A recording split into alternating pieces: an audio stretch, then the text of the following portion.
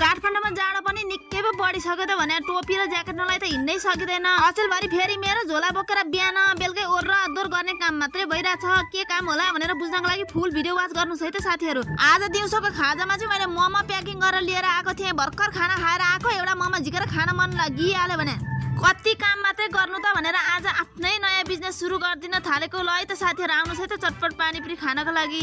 मोटीहरूसँग आज मुखबाङ गर्नु पर्यो भनेको त यिनीहरू त आउँदै आउँदैनन् त। मैले त चटपट बनाएर मोमो ल्याएर एकदम ठिकठाकसँग बसिरहेको, तिनीहरू आउँदै आएनन्। म त एक्लै गम खान थालेँ। भोक लागेर मर्नु भएको थियो, म त खाएर बसिरहेको थिएँ। तिनीहरू मैले खाइसक्नु पनि मोमो बोकेर पो आएछन् भने ल दिदी हामीलाई एकदम छिट्टो अनि मिठो चटपट बनाइदिनु त भन्न लागे। मैले पनि एकदम मिठोसँग चटपट बनाएँ अनि पानीपुरीको रस पनि तयारी गरे। उ चाहिँ मरी पछाडिबाट मुख मिठाई राखेकी रहेछ। यो पानीपुरी चटपट तयारी गरेको चाहिँ हामीले फुड च्यालेन्ज गर्नको लागि। पानीपुरी चटपट खाएको भिडियो चाहिँ अर्को पार्टमा है त। आजलाई चाहिँ यति नै। भिडियोलाई लाइक गरी च्यानल सब्स्क्राइब गरेर अल नोटिफिकेसन दबाउन नभुल्नु होला।